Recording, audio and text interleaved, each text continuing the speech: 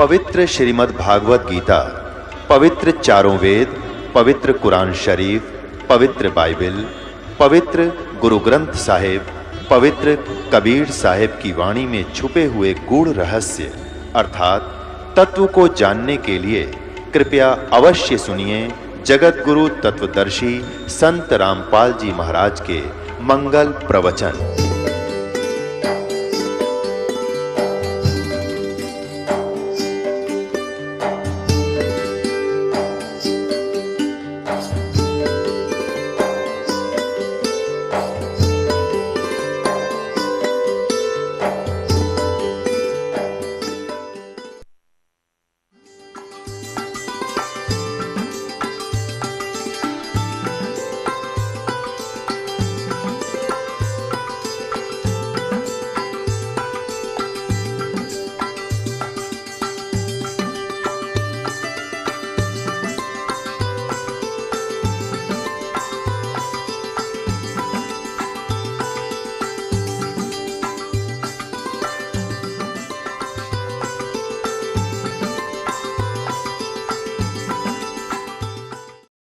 अपने आत्माओं,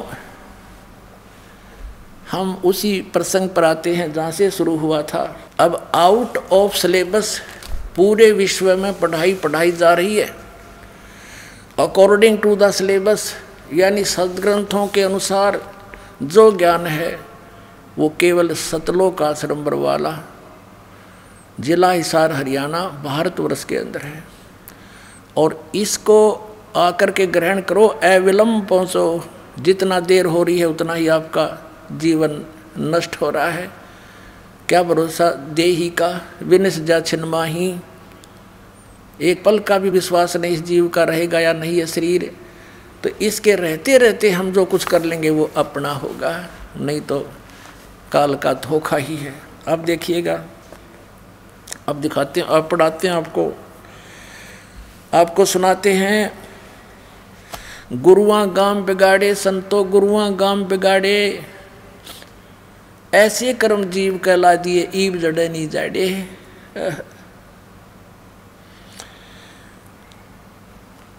कहते हैं ऐसे कोई भक्त कहते हैं भाई अब गुरु को त्यागा नहीं करते पाप लगेगा। ये गुरु है, गुरु को तो नहीं त्यागना चाहिए, पर ये गुरु नहीं है, ये तो नकली सांग है, झूठे नाम, झूठा ज्ञान। फिर क्या कि गुरु, इनको त्याग देने से आपका हित होगा। परमात्मा कहते हैं झूठे गुरु के पक्ष को तजत ना कीजिए वार। इसको तजत यानी छोड़ने में देर ना करे, इसको तुरंत त्याग देना चाहिए। और गरीबदास साहिब जी ने परमात्मा कबीर साहिब से प्राप्त ज्ञान के आधार से क्या कहा है कि झूठे गुरु का लित्र लावे। जो ऐसा जुल्म कर रहे हैं, मनुष्य जीवन बर्बाद कर रहे हैं, क्या बताते हैं, झूठे गुरु का लित्र लावे। ये गुरुआ सब अंधे, गुरुआ के सिर मार पड़ेगी, पैंडा कदे ना छूटे। गुरुआ के सिर फरुआ फोड़ो और गर्ते काट घसीटो, और इसके मारे पाप नहीं है, इसको निश्चय पीटो। अब यहाँ तक कहा है कि इस नालायक किसी गुरु ने जो तुम्हें बर्बाद करने जा रहा है, उसके सिर पर फरुआ फोड़ो। वो फरुआ क्या होता है? ये पहले तो उसे गुरु आ करते, हाथ में एक लोटा हालिया रखा करते जिसको ये करमंडल बोलते थे, और हाथ में एक फरुआ माने फोड़ इसीलिए जाते थे वो साधना करने के लिए लठने के। तो वो एक खोज का मारा उनका नकलियाँ के। कहते हैं गुरुआ के सिर फरुआ फोड़ो, गर्ते काट घसीटो, और इसके मारे पाप नहीं, इसके यानी इसको पीटे पाप नहीं, या को निश्चय पीटो। या गुरुआ के लित्र लाओ, ये गुरुआ सब अंधे।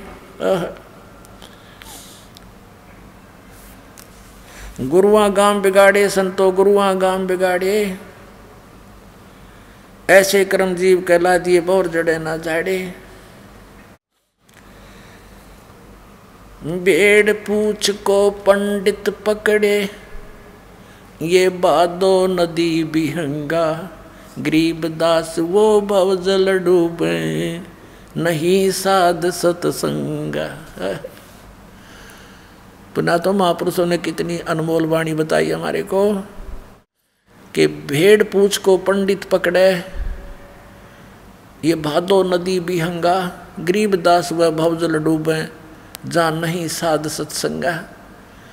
जैसे भादुआ के अंदर, भादुआ महीना में बहुत जोर की वर्षा होती है और सभी दरिया बहुत विशाल रूप धारण करके चल पड़ती है, और उस समय कोई दरिया से पार जाना चाहता है और उसको कोई पार होने का साधन क्या बताता है कि भेड़ की पूंछ पकड़ ले और ये तुझे पार कर देगी।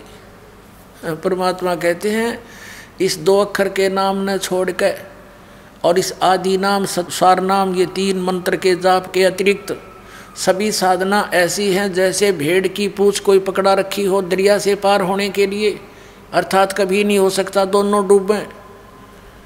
तो ऐसे पंडित माने गुरु जी, गुरु कहो, पंडित कहो, विद्वान कहो, ये कोई ब्राह्मण जाति से संबंधित शब्द नहीं है। जैसे मेरे दादा गुरु जी गाँव छावला, दिल्ली के अंदर नजफगढ़ के पास एक गांव है छावला, वहाँ के जाट थे, किसान थे। उन्होंने काशी विद्यापीठ से शिक्षा ग्रहण करने से वो पंडित चिदानंद कहलाने लगे। गांव गोपालपुर खरखोदा के पास, जिला सोनीपत हरियाणा में उनका आश्रम बना हुआ, वहाँ लिखा है पंडित चिदानंद आश्रम। उनको सब पंडित जी कहते थे। और मेरे गुरुदेव जी इस परंपरागत ब्राह्मण जाति से थे। गांव बड़ा पैंतावास, जिला भिवानी, दादरी के पास। वो कभी अपने आप को पंडित ब्राह्मण नहीं कहते थे, वो संत कहते थे। तो यहाँ उन गुरुओं के बारे में जिन्होंने ज्ञान प्राप्त किया, शिक्षा ग्रहण की, लेकिन सदग्रंथों को नहीं समझे, उनके विषय में कहा है कि भेड़ पूछ को ये पंडित पकड़े। पंडित माने गुरु जी। और आप भी पकड़ रहे, रोरों को भी यही पकड़ा रहे हैं कि ये भेड़ तुम्हें पार कर देगी दरिया से। उसके लिए तो नौका चाहिए और बढ़िया खेवट हो, तो एक्सपर्ट, तब पार कर सकता है। भेड़ पूछ को पंडित पकड़े, ये बादो नदी बिहंगा, गरीब दास वो भवजल डूबे, नहीं साध सत्संगा। साध का सत्संग, परम संत का सत्संग नहीं मिला तो इस संसार रूपी समुद्र में डूब जाएंगे। मन मान सरोवर गंगरे, जहाँ से बिछड़ा तहाँ मिलाऊं, सुनो शब्द पर संगरे।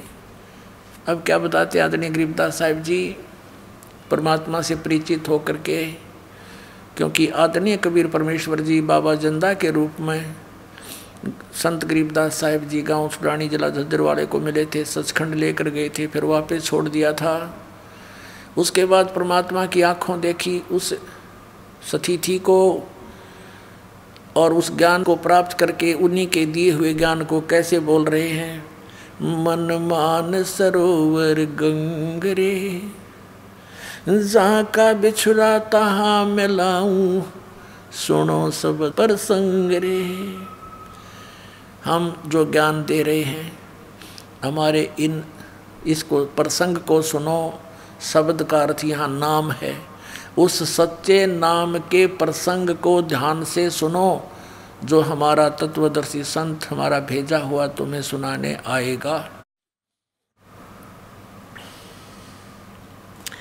दैने गंगा बाम में जमुना, मध्य सरस्वती रंग रे, कल बिस कुसमल मोच होत हैं, वहाँ पल पल पर भी अंगरे। क्या बता रहे हैं कि दैने गंगा बाम में जमुना,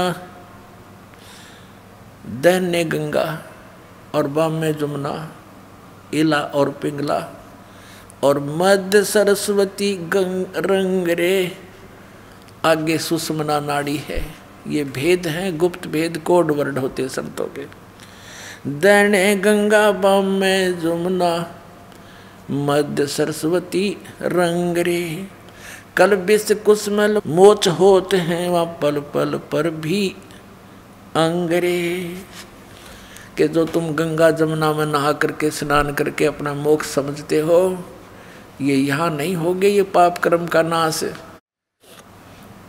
कल्बिस कुसमल यानी पाप, वो तो इस सांस उश्वास के मंत्रते हैं और उस सच्चे शब्द 3 अक्षर, 2 अक्षर तो सतनाम और तीसरा उसार शब्द, इनके जाप से, ये तीनों मंत्रों के जाप से आपके पाप नाश होंगे। और पल पल पर भी अंगरे, वो तो पर भी लगती है वहाँ, कभी 12 वर्ष में, कोई 10 वर्ष में इतना आदमी मर ले।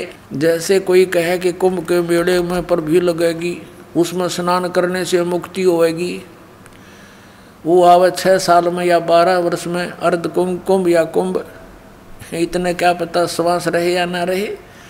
कहते हैं मन मान सरोवर गंगरे, जहाँ का बिछड़ा तहाँ मिलाऊं, सुनो शब्द पर संगरे। बेड पूछ को पंडित पकड़े, ये भादो नदी बिहंगा, गरीबदास वैभव जल डूबे, नहीं साध सत्संगा। जिनके पास संतों का सत्संग नहीं, वो भवजल में डूब जाएंगे।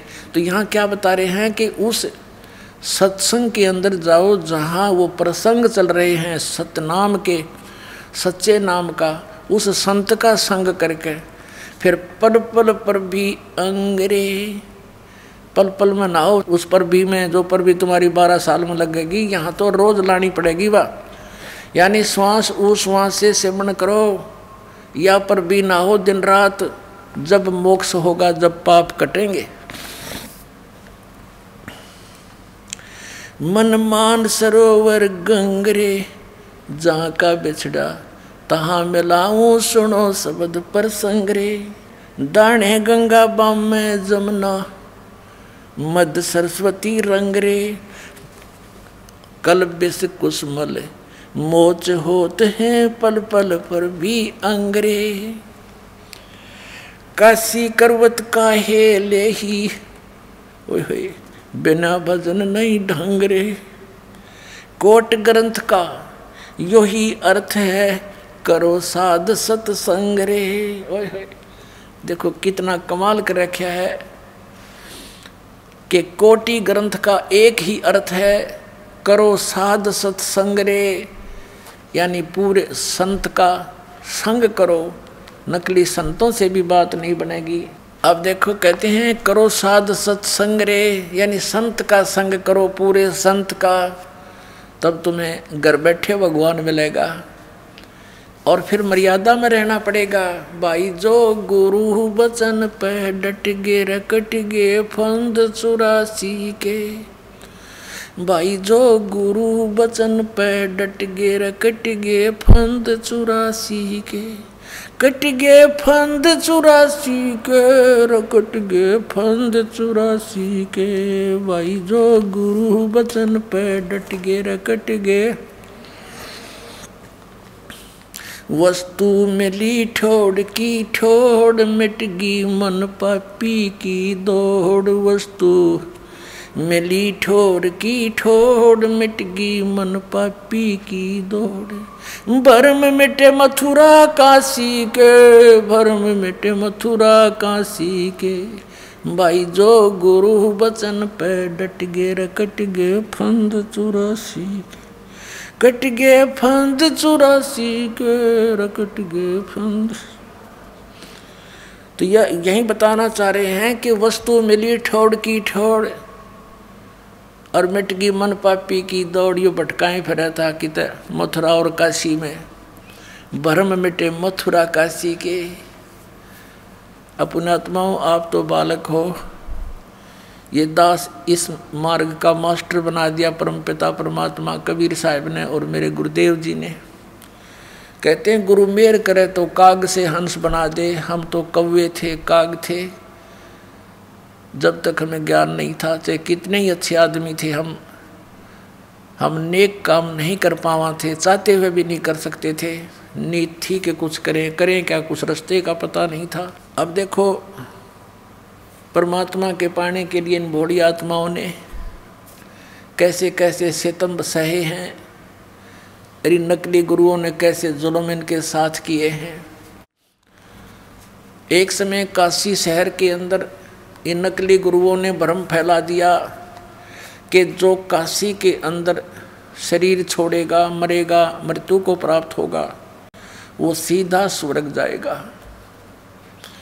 और साथ में ये कह दिया कि जो मगहर में मरेगा वो गधा बनेगा, क्योंकि वहाँ की भूमि को भगवान शंकर जी ने श्राप दे रखा है। और मगहर एक शहर है, मगहर एक नगर है, गोरखपुर शहर से 25 किलोमीटर दूर, और जिला बस्ती की तरफ आते हैं।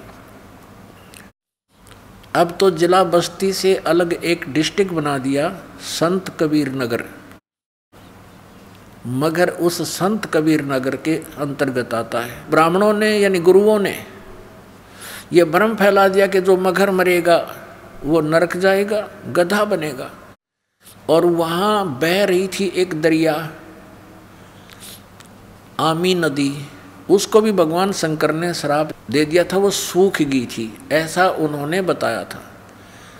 परमात्मा कहा करते थे कबीर जी कि भाई अच्छे सत साधना करने वाला भक्त, जो हम मंत्र विधि बताते हैं, अच्छे कर्म करने वाला, अच्छी सत साधना करने वाला कहीं प्राण त्याग दो, वो जाएगा अपने यथा स्थान पर। और पाप करनी चाहे काशी में रोचे, मगर वो तो सीधा नरक जाएगा। ये बकवाद करते हैं, आपको मूर्ख बना रहे हैं। लेकिन परमात्मा कहा करते थे, ये पर भी लेन जाते है दुनिया, हमारा ज्ञान किने ना सुनिया। ये धक्के खान जहाँ पर भी लेन उड़ा जोड़ बनाने, तालाब बनाने के लिए जम गधे भी ना नाम है। जींद शहर के पास एक पिंडारा गांव है, वहाँ एक तालाब है जोड़, और उसमें कहते हैं सोमवार वाली अमावस्या को नहा ले तो सबके पाप कट जाए। उसमें गधे भी ना पानी पी, ऐसा गंदा तालाब है, और वहाँ नहा के मोक्ष बता रखा है कि वहाँ नहाने से मुक्ति हो जाएगी, दूना पाप लगे। तो यहाँ क्या बताते हैं, हमरा ज्ञान किन्हें ना सुनिया, और पर भी लेन जाते है दुनिया। वहाँ जाते हैं भटकने के लिए, कर्म बिगाड़ने के लिए, हमारा ज्ञान किसी ने नहीं सुना। तो क्या बताते हैं कि जैसे परमात्मा के चाहने वाले व्यक्ति उन काशी के ब्राह्मण गुरुओं से जुड़े हुए थे, आगे उनके एजेंट गुरु होते हैं गाँव में, उन्होंने फैला दिए भ्रमणा के गुरुओं का आदेश है कि जो काशी में शरीर छोड़ेगा वो सीधा स्वर्ग जाएगा। तो कुछ बुजुर्ग व्यक्ति वो कहने लगे अपने पुत्रों से कि बेटा हमारा तो अंत आ लिया, ना जाने हम 1 वर्ष के हैं 2 वर्ष के हैं, हमारे लिए काशी में रहने की व्यवस्था कर दो, हम मृत्यु को प्राप्त के बाद स्वर्ग चले जाएंगे पुत्र। अब प्रत्येक संतान की ये इच्छा होती है कि जिस माता पिता ने हमारे लिए आजीवन इतना कष्ट झेला, हमारे को पाला पोसा, क्या हम इतना नहीं कर सकते? कोई बड़ी बात नहीं। तो उन्होंने काशी शहर के अंदर कमरे लेकर के किराए पर अपने माता पिता को रखने का उद्देश्य लेकर काशी पहुँचे। तो पहले तो उन गुरुओं के एजेंटों के साथ जाकर उन गुरुओं से मिले कि हमें कोई कमरा दिलवा दो। तो उन गुरुओं ने सोचा कि हम क्यों ना अपने पास ही रख लें बुजुर्गों को, और उन्होंने कहा भी तुम ऐसा करो हमारे पास छोड़ दो, 2 रोटी हम खाएंगे, ये भी खाते रहेंगे। तो बच्चों ने सोचा भी बहुत अच्छी बात है। फिर ऐसे कोई छोड़ने वाला नहीं, माता पिता ने कहा बेटा हम इन गुरुओं का अन्न नहीं खाएंगे, कुछ पैसे आपने देने होंगे। कहाँ पिताजी, नहीं क्यों माताजी जरूर देंगे। तो उन गुरुओं ने वो पैसे बता दिए कि इतने रुपये महीने के खर्चा इनका होता है। अगर 10 रुपये होते थे तो 20 रुपये बता दिए उन्होंने, 2-4 रुपये फिर दान के भी दिए, क्योंकि गुरुओं के गुरु, ग्रामों के गुरु जो उनको लेकर गए थे उनके गुरु वो थे। तो क्या हुआ, कुछ दिनों के बाद एक एक गुरु के घर पे 10-10 बुढ़ा बुढ़िया बैठ गए। अब बुजुर्ग है, उनको तो कभी खांसी आ गई, कभी थूकना पड़ गया, कि तो आँख बनवानी, दर्द हो गया, पीड़ा होगी, उठा जानी, सेवक चाहिए। फिर उनको हो गया सिर में दर्द, क्या अच्छा काम बिगड़ा। एक बूढ़ा संभालना मुश्किल हो जाता है, वो लालचिया ने 10-10 इकट्ठे कर लिए। अब उन नालायका ने के स्कीम बनाई, एक और अफवाह फैला दी कि भगवान की तरफ से आदेश आया है। ओए होए, बताओ हमारा किस तरह इन्हें ड्रामा बना रखा, कैसा हमारा जुलूस निकाल रखा है नकली गुरुओं ने। ये आदेश आया है भगवान का कि भगवान की तरफ से क्रोध आया करेगा। क्रोध क्या होता है? आरा। एक क्रोध तो आपने देखा होगा, आरा पहले हाथ से चलाते हैं लकड़ी काटने के लिए, ऐसे 2 जने हैंडल करते, एक इधर से एक इधर से, लंबा होता था 8-8-9-9 फुट लंबा आरा। उसके दांतरे से होते हैं, लोहे का बना हुआ पतराहा, उसके लकड़ काटते उससे आरे से। क्रोध बोलते उसको, क्रोध। कहा कि भगवान की तरफ से क्रोध आएगा। उन्होंने एक गंगा दरिया के किनारे एक ऐसा स्ट्रक्चर तैयार कर दिया, उसके दूर यानी 20-20 फुट दूरी पर अंडरग्राउंड ले जाकर रस्से बांध दिए और उनके पुलिस ही बनाकर फिट कर दिया सारा सिस्टम। और वो अलग से जाकर के दूर बोझड़े झाड़ होते थे, उनमें उसका हैंडल कर लिया, वहाँ भी गुप्त रखा। हैंडलिंग यानी उसके रस्से बांध कर वहाँ से खींच ले। वो बुजुर्ग कहने लगे, बेटा हमने तो मरना ही है, और इससे आसान मौत क्या होगी? भगवान की तरफ से क्रोध आता है और कहते उस क्रोध से जो शीश कटवा लेगा वो सीधा स्वर्ग जाता है। और उसकी एक्स्ट्रा फीस रख दी। तो बच्चों ने सोचा भी ठीक है, जब माता पिता की इच्छा है तो वो फीस भी देनी शुरू कर दी और माता पिता को कटवाना शुरू कर दिया। अब वो क्या करते, ऊपर से क्रोध आता, एक स्ट्रक्चर बना रखा था आरक्षी, और उसके बीच में सुराख, उस सुराख में ऊपर छुप जाता वो क्रोध उधर से खींचने से, और ढीला छोड़ते नीचे, और उसके रस्से थे, वो अलग से सिस्टम था। तो उसको ऐसे ऐसे कर देते 2 बार। इब गर्दन कैसी होती है प्राणी की, 2 बार करते वो कट जाता। और कभी वो हैंडल उलझ जाता, ना आता वो क्रोध, तो उसको उठा लेते थे बुजुर्ग को कि उठ लो, आपका आदेश नहीं हुआ है। फिर उनको और पक्की जस जाती रहो, ये तो बस सचमुच भगवान की तरफ से आता है। और वो रोता बैठ के बेचारा, हे भगवान मैं पापी घना हूँ, मुझे स्वीकार नहीं किया। अगले दिन उसका काम कर देते हो, तो उलझ गया था रस्सा उसका, अगले दिन वो काट दिया। तो हमने वो क्रोध लेने भी शुरू कर दिए कि ताकि परमात्मा मिल जावे। और उस क्रोध से भी बुरा काम अब कर रहे हैं ये नकली पंथों के गुरु, इन भोली आत्माओं को नष्ट कर रहे हैं, इनके जीवन को। अब क्या बताते हैं, काशी क्रोध काहे ले ही, बिना भजन नहीं ढंग रे। कहते हैं काशी में क्रोध किस लिए लेने जा रहे हो भोले आदमियों? इस सतनाम और सार नाम के भजन बिना किते ठिकाना नहीं, कोई ढंग नहीं तुम्हारा, कहीं आपको ठीक ठिकाना नहीं मिलेगा। ये गलत साधनाएं हैं। काशी करवत काहे ले ही, बिना भजन नहीं ढंग रे। कोट ग्रंथ का यही अर्थ है, करो साध सत्संग रे। करोड़ ग्रंथों का ये अर्थ है, संतों का सत्संग करो, उनका संग करो। कबीर साहब कहते हैं, राम बुलावा भेजिया, दिया कबीरा रोए। जो सुख है संत के संग में, वो बैकुंठ में न हो।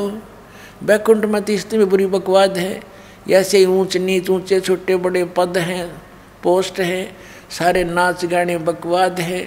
अपनी पुण्य पूंजी वहाँ नष्ट करने का एक विशेष स्थान है। वो पूंजी खत्म होते फिर नरक में फेंक देते हैं ज़बरदस्ती, जैसे यहाँ से उठा कर मार दिए जाते हैं। सब जगह ऐसे प्रोसीजर है। तो परमात्मा कहते हैं, समझाते हैं, परमात्मा हमें बताना चाहते हैं कि स्वर्ग की आस मत करना बच्चों। अपने ऊपर कहते हैं, धर्मदास सुन अमर कहानी, और अपनी महिमा हमने आप पे बखानी, अपने बारे में जानकारी आप पे देनी पड़ी। हमारी महिमा से परिचित किस ब्रह्मांड में कोई प्राणी नहीं पाया। तो अपने आप ही कहते हैं कबीर, राम बुलावा भेजिया दिया कबीरा रो, यानी आपको समझाने के लिए अपने ऊपर उदाहरण दे रहे हैं भगवान। और जो सुख है साध के संग में, जो यहाँ आपका मोक्ष होगा, आपको सुख होगा, वो बैकुंठ में नहीं हो। मतलब सुख नाम की चीज नहीं, नकली सुख है तो। सुख समरूप स्वरूप सुभानम निश्चल अचल अभंग रे, आसन अस्तल असलता सके बाना बिरद बिनंगरे, बिन ही पंखों उड़े गगन को चाल चाल विहंगरे, दिव्य दृष्टि तो दर्श करते हैं हरदम कला उमंगरे, परानंदनी पारख लीजे। ओए होए, मूल मंत्र ओम अंगरे। देखे संतों के ये अमरवाणी आदरणीय गरीबदास साहिब जी, ये वेदों से भी गूढ़ रहस्य है। इनमें क्या बताया है कि परानंदनी पारख लीजे, मूल मंत्र ओम अंगरे, गायत्री गलता न ध्यान है सो हम सुरत सुहंगरे। अब कहते हैं उस मूल मंत्र का जो 2 अक्षर के मंत्र हैं, ओम उसका एक पार्ट है, हिस्सा है, अंग है।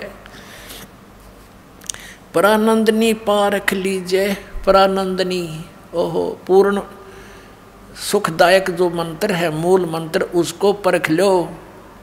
उसका मूल मंत्र ओम अंगरे, मूल मंत्र का ओम, उस सतनाम का ओम एक अंग है, पार्ट है। और फिर क्या बताया है, गायत्री गलतान ध्यान से, गायत्री माने उसका हृदय से गायन कर, उसका जाप कर। और सोहम सुरत सुहंगरे, अपना आत्मा देखो। ये दोनों बता दिए मंत्र सतनाम के 2 अक्षर के, ओम तो उसका एक पार्ट है, और दूसरा सोहम सुरत सुहंगरे, सुहंग माने हे जीव। तो इन दोनों मंत्रों का सुरती के साथ यानी ध्यान से सही सुरत ला के, सुरत और नृत मन पवन इन चारों से मंत्र जाप किया जाता है सतनाम का, तब इसका लाभ होता है। वैसे सांस चलते रहे, मन कहीं घूमता रहे, उससे आपको लाभ नहीं होगा। श्वास बाहर क्या छोड़ रहे हैं, कौन सा मंत्र, उस पर ध्यान रहे, सुरत रहे, अंदर कौन सा ले रहे हैं उस पर भी ध्यान रहे, तो ये मंत्र आपका एक श्वास उस श्वास का सतनाम का मंत्र सफल हो गया।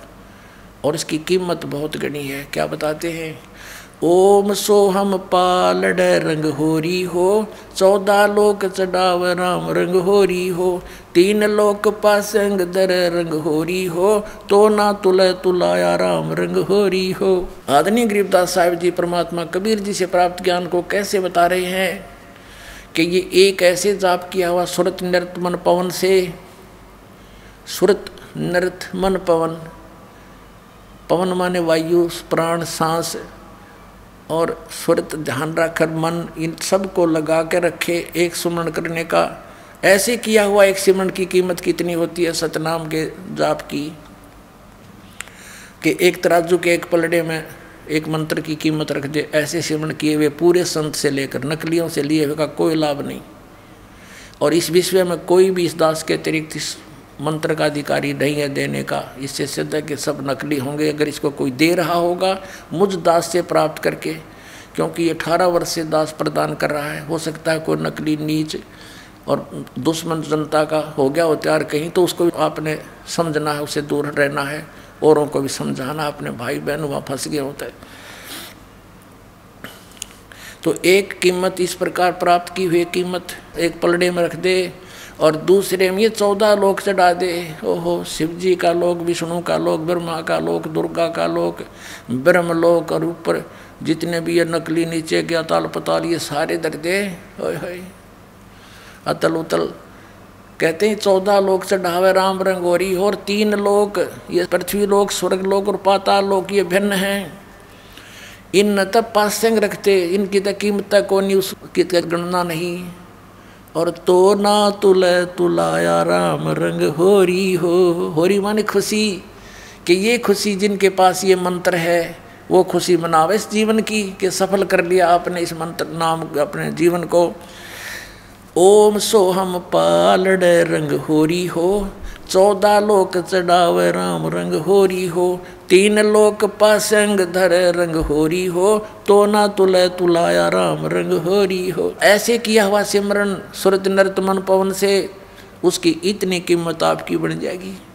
और आपने अंतिम श्वास तक इसका जाप करना है।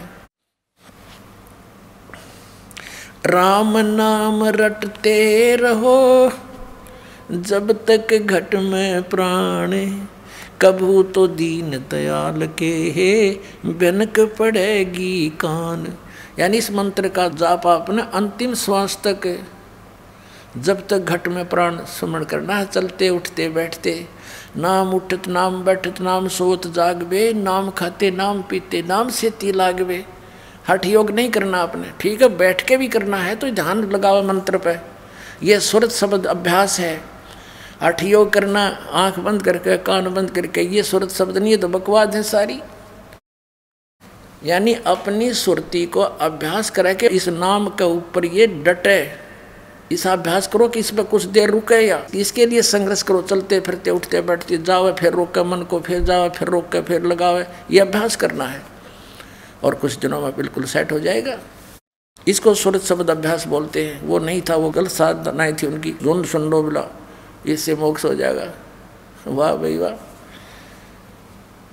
वो मोक्ष नाम से होगा, सतनाम से, जो 2 अक्षर का है। फिर बताते हैं, परानंदनी पारख लीजिए मूल मंत्र ओम अंग्रे, गायत्री गलतान ध्यान है, सो हम सुरत सुहंगरे। सुहंग माने जीव। हे प्राणी, ये 2 मंत्र हैं और इनका सुरती से, ध्यान से, मन से इसका जाप करें। अजप्पा जपो निस्वासरम, जीत चलो जम जंगरे। अजप्पा जाप जपो निस्वासर, दिन रात ये अजप्पा जाप है। श्वास उश्वास से सतनाम का जो जाप आपको दिया जाता है ये अजप्पा जाप है। यानी इसमें होठ जीभ नहीं हिलानी होती। अजप्पा जाप जपो निस्वासर, जीत चलो जम जंगरे। गरीब दास दर्शन देवा के, देख मया मन भंगरे। कहते इस मंत्र के जाप से फिर मैंने दिव्य दृष्टि खुल गई और परमात्मा के दर्शन करके मन भंग हो गया, चित्त भंग हो गया हमारा। तो एकदम अचंभा सा हुआ, भगवान को देखा, साकार मालिक को देखा। और ये आदरणीय गरीबदास साहब जी कहते हैं, हम सुल्तानी नानक तारे दादू को उपदेश दिया, जात दुलाहा भेद नहीं पाया, वो काशी माए कबीर हुआ। झांकी वे कबीर की नानक की तीवा, वह सिक्खा का गल पड़ी कौन छुटावे था। तो यहाँ गरीबदास जी कहते हैं, दास गरीब दर्शन देवा का, देख भया मन भंग रे। होय होय, कुछ एकदम चुम्बा सा हुआ हमें। अरे से नानक साहब जी ने परमात्मा का झांकी माने नज़ारा देखा था सतलोक में, फिर देखा उनको बनारस काशी में दानक रूप में। तो उन्होंने वाहे गुरु वाहे गुरु वाहे गुरु वाहे, क्योंकि वो तो भगवान के प्यासे थे इतनी उमंग से कि वाह वाह गुरु के, गुरु तो ये है पूरा इस पृथ्वी पर, कोई गुरु नहीं। तो वाह तेरे की नू करते हैं ना। तो पुण्यात्माओं अब कहते हैं वह सिक्खा गलपड़ी कैसे छुटवावा उसने। असली मंत्र तो ये 2 अक्षर का जो समुद्र की साखी में वो खुद जाप कर रहे हैं, वही से मोक्ष होना था। और यही गरीबदास जी बता रहे हैं कि उस सतनाम के मंत्र का ओम तो एक अंग है, एक पार्ट है, और कंप्लीट वो बता दिया। वो सतनाम है 2 अक्षर का, इससे मोक्ष होगा, अन्य किसी साधन मंत्र से नहीं। बोलो सतगुरुदेव।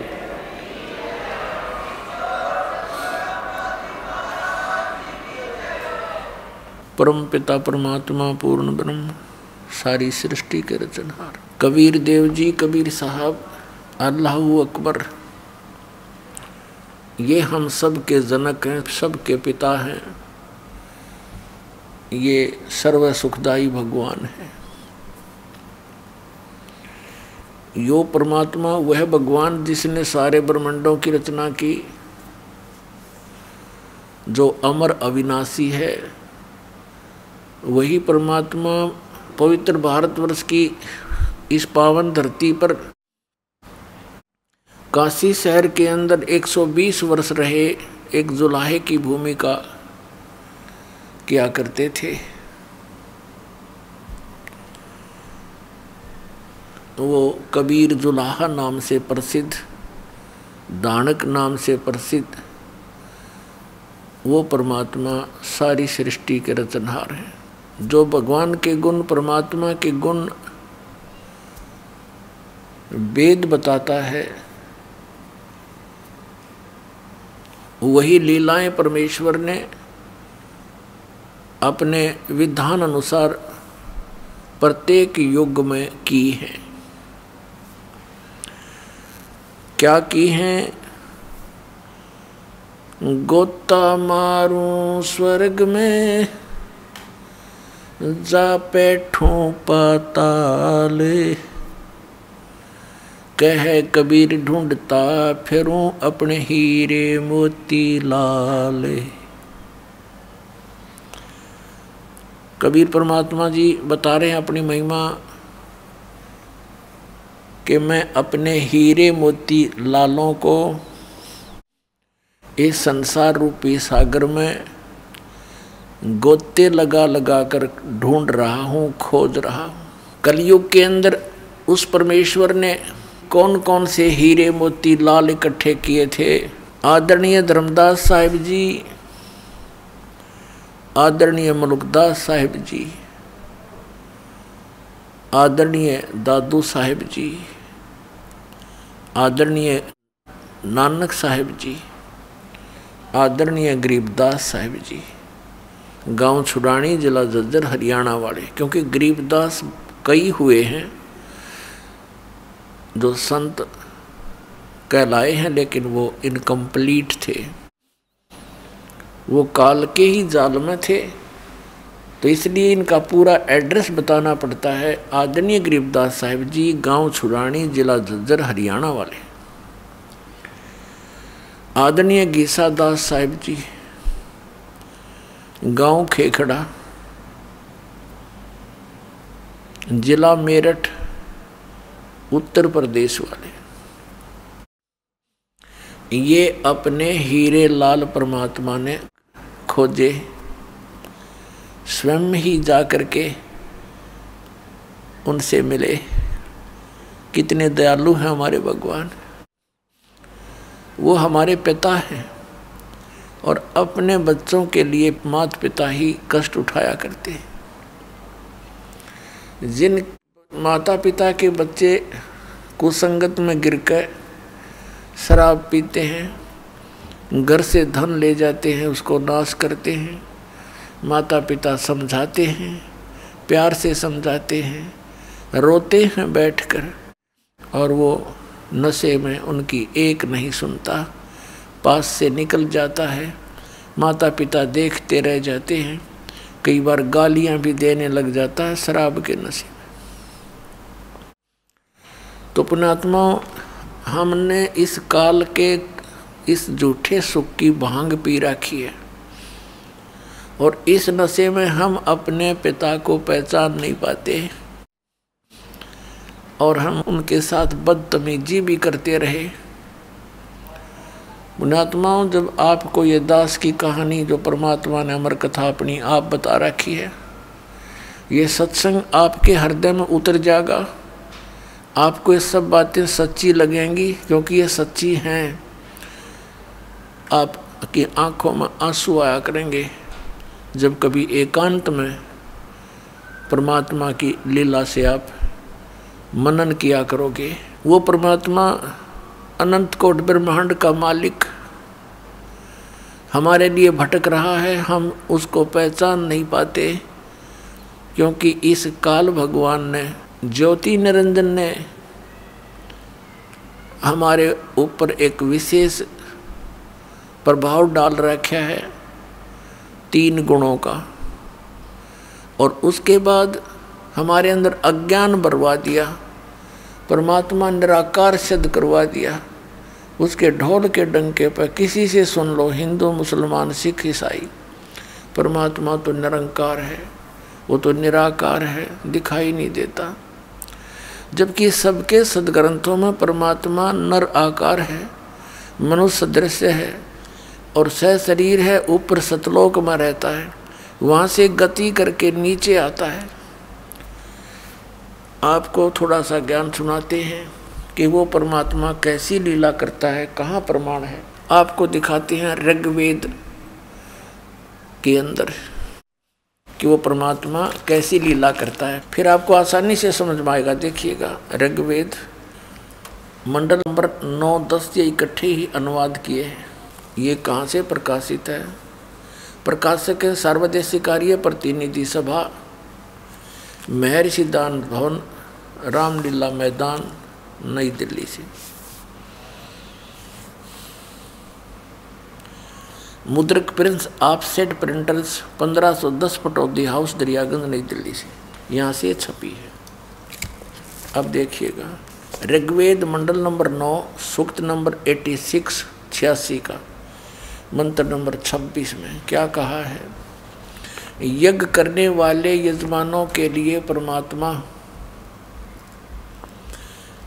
यज्ञ करने वाले मतलब जो धार्मिक अनुष्ठान करते हैं, भक्त, भक्ति करने वाले भक्तों, यजमान माने भक्तों के लिए परमात्मा सब रास्तों को सुगम करता हुआ उनके विघ्नों को मर्दन करता है, उनके संकटों का नाश करता है, उनको पवित्र करता हुआ और अपने रूप को सरल करता हुआ वह कांति में परमात्मा।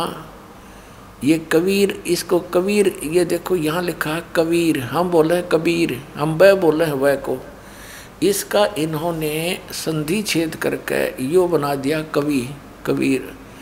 जैसे पुनः कहो चाहे पुनर्जन्म कहो, पुनः जन्म, तो ये कबीर कहो, इसको रे लगा के नीचे हलंत लगा दें तो कबीर भी बोल सकते हैं। तो इसका अर्थ इन्होंने सर्वज्ञ कर दिया था, यहाँ लिखना चाहिए था कबीर देव। अब देखो, एक यजुर्वेद के अंदर इस महर्षि दानंद ने ही यजु का अर्थ यजुर्वेद किया है, वो सही किया है। देखिएगा, ये यजुर्वेद है, महर्षि दानंद सरस्वती द्वारा इसका अनुवाद है। प्रकाशक हैं सर्वदेशी कार्य प्रतिनिधि सभा 2/5, महर्षि दानंद भवन, रामलीला मैदान, नई दिल्ली। ये दूरभाष, ये महर्षि दानंद सरस्वती द्वारा इसका अनुवाद है। मुद्रक Prince offset printers 1510 Pataudi house Daryaganj नई दिल्ली से। अब देखिएगा, यजुर्वेद के 36वें अध्याय के 36वां अध्याय यानी 36वां अध्याय है। इसके प्रथम मंत्र में रेचम वाचम परपदे मनो यजु परपदे। अब ये यजु शब्द है और यहाँ देखिएगा, इसका अनुवाद करते हुए महर्षि दानंद ने यजु का अर्थ यजुर्वेद कर दिया। बिल्कुल सही है। यदि इसके स्थान पर यहाँ अर्थ कर देता यजु माने पूजा करने की स्तुति, तो ये महिमा यजुर्वेद की है। यजु के और भी बहुत से अर्थ होते हैं, तो यजुर्वेद ना लिख कर यदि यहाँ पर वो अन्य अर्थ कर देता तो कैसे समझ दे कि यजुर्वेद के बारे में कहा गया है। तो यजु, जैसे यजु को यजुर्वेद लिख दिया, और जैसे यहाँ देखिए इसकी जिल्द पर भी यजुर्वेद लिखा है। ये पुस्तक यजुर्वेद है, और जहाँ पर ये ओनली यजु लिखा है तो भी ये यजुर्वेद ही जाना जाता है, यजुर्वेद की महिमा है। ठीक, अब हम लेते हैं उसी ऋग्वेद को, यजुर्वेद रख दिया। अब इस पर हम फिर आ जाते हैं ऋग्वेद मंडल नंबर 9 सूक्त 86 मंत्र 26 पर। यज्ञ करने वाले यजमानों के लिए, भक्तों के लिए परमात्मा सब रास्तों को सुगम करता हुआ उनके विघ्नों को यानी संकटों को मर्दन करता है, नाश करता है, उनको पवित्र करता हुआ और अपने रूप को सरल करता हुआ। आर्य समाज के लोग, और साथ में दयानंद परमात्मा को निराकार बताता है और वेदों को सही मानता है। वेद बता रहे हो तो साकार है, अपने रूप को सरल करता है, क्योंकि सतलोक के अंदर तीसरे मुक्ति धाम में जहाँ परमात्मा रहता है वहाँ उनका शरीर मनुष्य सदृश है। एक रोमकूप में करोड़ सूर्य मिला दे, करोड़ चंद्रमा, तो परमात्मा के उस रोमकूप के रोशनी से भी फीकी पड़े, इतना तेजों में शरीर है।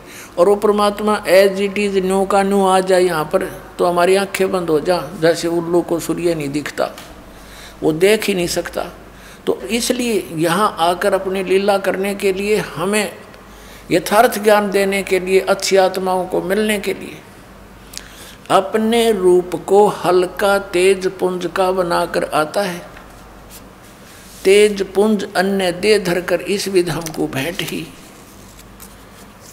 तो यहाँ देखिएगा, अपने रूप को सरल करता हुआ वह कांति में परमात्मा, यो कबीर देव लिखना था यहाँ पर, कबीर देव, हम उसको कबीर साहब बोल रहे हैं। देव माने परमेश्वर भगवान, वो कबीर भगवान, कबीर देव लिखना था, कबीर देव लिख देते न शर्मावती था, कबीर देव लिख देते। विद्युत के समान क्रीड़ा करता हुआ वर्णीय पुरुष को प्राप्त होता है, अच्छी आत्मा को मिलता है। देखिएगा अब 27 में बताया है वो परमात्मा रहता कहाँ है। जो परमात्मा तेज पुंज परमात्मा, तेज पुंज का परमात्मा है, जो परमात्मा ध्रुवलोक के तीसरे पृष्ठ पर विराजमान है, ओह सतलोक में बैठा है, वहाँ रहता है वो। अब देखो ऋग्वेद मंडल नंबर 9 और सूक्त 82 में, ऋग्वेद मंडल नंबर 9 और सूक्त 82 का ये मंत्र नंबर 1 है।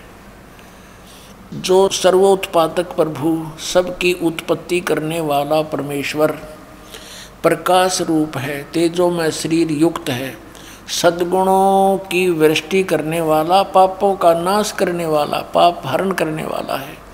वह राजेव, राजा के समान, राजेव, ये देखना, ये हम पढ़ रहे हैं 269 पे, नए नकली फेरने होंगे और कोई सा पर्श दिखा दिया होगा। ये 270, देखो राजा के समान दर्शनीय है, वो देखने जोगा राजा जैसा, यानी मनुष्य दृश्य है वो भगवान। और वह पृथ्वी आदि लोक लोकांतरों के चारों ओर शब्दमान हो रहा है। वह वर्णीय पुरुष को, अच्छी आत्मा को, जो दृढ़ भक्त है उसको पवित्र करता हुआ प्राप्त होता है। यानी अच्छी आत्मा, दृढ़ भक्त उसको मिलता है। जिस प्रकार विद्युत स्नेह वाले स्थानों को आधार बनाकर प्राप्त होता है। अब देखो स्पष्ट कर दिया, जैसे आकाशीय बिजली ऐसी धातु पर गिरती है जहाँ उसका अट्रैक्शन होता है, और जगह नहीं गिरती वो। जैसे पुराने समय में पहले कांसी धातु के बेले और थाली हुआ करती थी। वर्षा के दिनों में कोई थाली या बेला बाहर रह जाता था घर से आंगन में, हमारी दादी जी कहती थी हमारी माता ताई जी को, काकी जी को, कि वो थाली अंदर रख दो ना तो बिजली गिर जाती है इस कांसी धातु पर। तो यही उदाहरण दिया है वेद में कि वो परमात्मा ऐसे अट्रैक्ट होता है उस पुण्यात्मा पर जो अच्छी आत्मा है, और उन्हीं को मिलता है, क्योंकि वो दृढ़ भक्त होते हैं। जो कह दिया भगवान ने वो टस से मस नहीं होते। जैसे परमात्मा ने इन सभी पुण्यात्माओं को, जिनको वे मिले थे, आदरणीय धर्मदास साहिब जी को, आदरणीय मलुकदास साहिब जी को, आदरणीय नानक साहिब जी को, आदरणीय दादू साहिब जी को, आदरणीय गरीबदास साहिब जी गांव छुड़ानी जिला ददर हरियाणा वाले को, आदरणीय गीसा दास साहिब जी को गांव खेकड़ा जिला मेरठ उत्तर प्रदेश वाले। इनसे कहा था, जैसे धर्मदास जी को कहा, वो तो रिटर्न में हमारे पास है, बाकी यह सलाह सभी को दी थी परमात्मा ने कि धर्मदास मेरी लाख दुआई, ये मूल ज्ञान की तबार ना जाई, ये मूल मंत्र, मूल ज्ञान, सार नाम ये किसी को बताना नहीं, तुम जाप करते रहो। इसी प्रकार आदरणीय नानक साहब जी से कहा था कि ये मंत्र भी किसी को डिस्क्लोज ना करना, नहीं तो बिचली पीढ़ी हंस नीते रही। तो उन पुण्यात्माओं ने परमात्मा के लिए न्योछावर हो गए वो। जैसे नानक साहब जी ने सतनाम 2 अक्षर के मंत्र का किसी भी सिख को उसकी आवाज़ें नहीं लगने दी, एक बार बोल के अवश्य सुना दिया, प्रमाणित करने के लिए विधि नहीं बताई। मर्दाना ने जब वो जाप करने शुरू किया तो उसको सजा भी मिल गई। इससे भय बन गया पूरे सिख समाज में कि इस नाम का जाप भूल कर नहीं करना। यदि ये गुरु ग्रंथ साहिब में वाणी प्राण सिंह वाली आ जाती तो ये नकली पंथ, राधा स्वामी पंथ, धन धन सतगुरु पंथ या दूसरे पंथ जो पनपे हुए हैं, जैसे ये बालगेश्वर वाला पंथ, अंसादेश वाला, सतपाल वाला और बाकी ये नकलची हैं सारी, आसाराम जैसे और सुधांशु जैसे, ये सारे ये नाम शुरू कर देते। अब नाम से मोक्ष होना, बीज से पौधा बनेगा। अब आम के बीज से आम का पौधा बनेगा, आम का पेड़ बनेगा, बबूल के बीज से बबूल का बनेगा। तो नाम से मोक्ष होना, नाम इनके सब के नकली, तो ये सब यूजलेस है उनकी साधनाएं। अब फेल हो गए सारे। बुद्धिमान समाज है आज बहुत ज़बरदस्त, जिसने ऐसे आइटम बना लिए, इंटरनेट, कंप्यूटर, ऊपर सैटेलाइट, यहाँ बैठे पता नहीं कहाँ का देख लेते हैं। और जब इनको पता चलेगा कहाँ डरे डोरे हो, ये साइंस कितना काम देगी तुम्हें। अगर 2-3 वर्ष वर्षा ना हुई तो सब फेल हो जाएंगे। इंटरनेट इनको देखने भी ना रहेगा, टक्कर मारे मारे मरेंगे। और भगवान प्रसन्न रहेगा तो कुछ नहीं होगा, यहाँ भी सुखी और सतलोक में चले जाएंगे। अब कहने का भाव ये है कि हम वो दृढ़ भक्त थे, उन्होंने किसी को नहीं बताया। पूरा सिख समाज उस सतनाम से वंचित है और उस बिना मोक्ष नहीं हो सकता। लेकिन वो दयालु थे, उन्होंने वाणी के पाठ का अपने समय से ही पाठ कराना शुरू कर दिया था, यानी सत्संग शुरू कर दिए थे, भंडारे शुरू करवा दिए थे। ये ग्लूकोज लगा कर चले गए थे महापुरुष, जैसे गरीबदास साहिब जी की वाणी का पाठ शुरू करवा दिया था, फिर गुरु ग्रंथ साहिब बनवा कर उसका पाठ शुरू करवा दिया था परमात्मा ने प्रेरणा करके। तो ये ग्लूकोज लगा कर चले गए। अब सर्जन भेज दिया दास, सारे मंत्र दूंगा और सारे टैबलेट कंप्लीट कोर्स देकर सबको पार कर दूंगा। करेंगे भगवान, दास उनका मजदूर है।